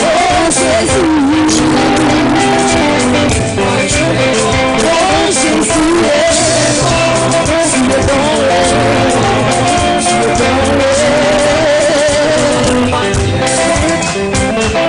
Alléluia. Les offrandes sont bénies au nom de Jésus. Merci Seigneur de les bénir et de les arroser au nom de Jésus. Amen. Que ceux qui ont apporté leur dîme avancent. Que ceux qui ont apporté leur dîme avancent.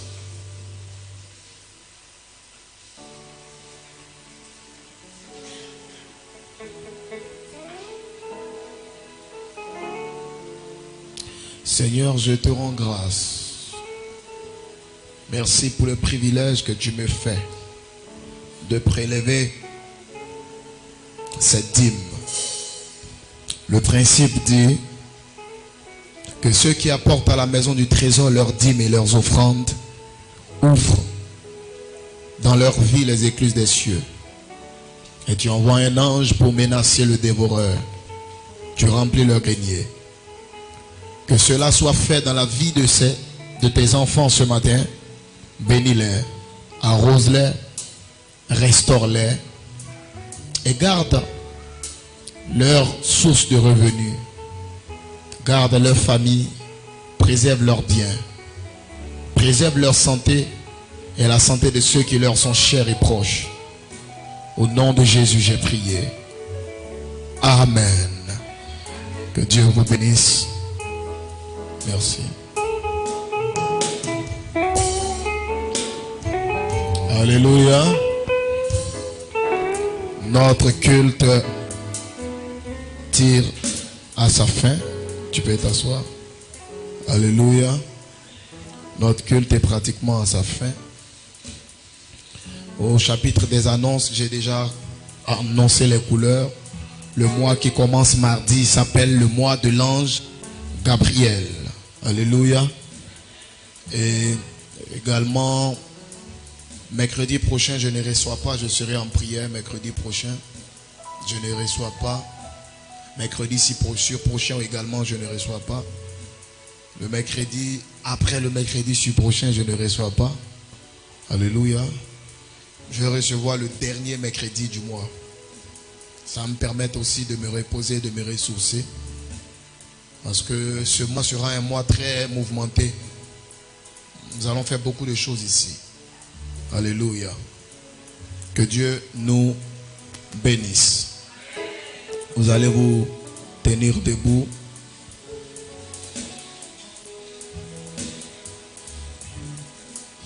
Alléluia. On vient de me rappeler que, asseyez-vous d'abord, pardonnez. J'ai oublié.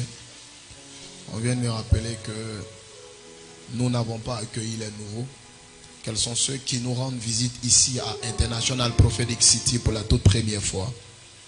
Ceux qui sont là à notre culte de dimanche pour la toute première fois, veuillez vous tenir debout s'il vous plaît.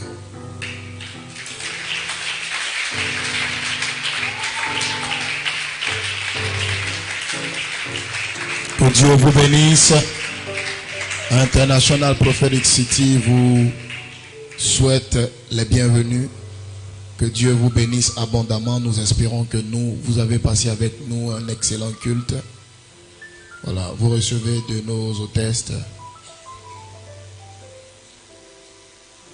des fiches que vous allez renseigner.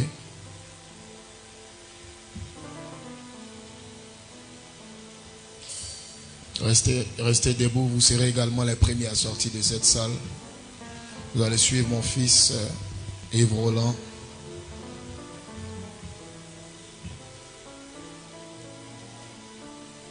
Vous le suivez, le monsieur en chemise blanche. Vous allez partir avec lui.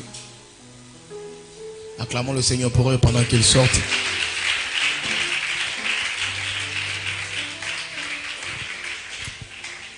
Alléluia. Alléluia. Tenez-vous maintenant tous debout.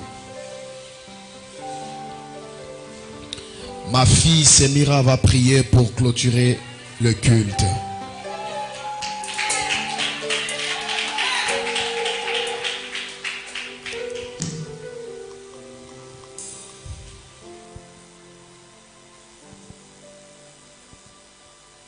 Alléluia. On va fermer les yeux. Éternel Dieu, nous te bénissons. Merci pour ce culte merveilleux que nous avons passé dans ta demeure. Merci pour ce merveilleux message. Béni sois-tu, Seigneur. Je te prie de bénir cette semaine, de raccompagner tous tes enfants dans leur demeure. Au nom de Jésus. Amen.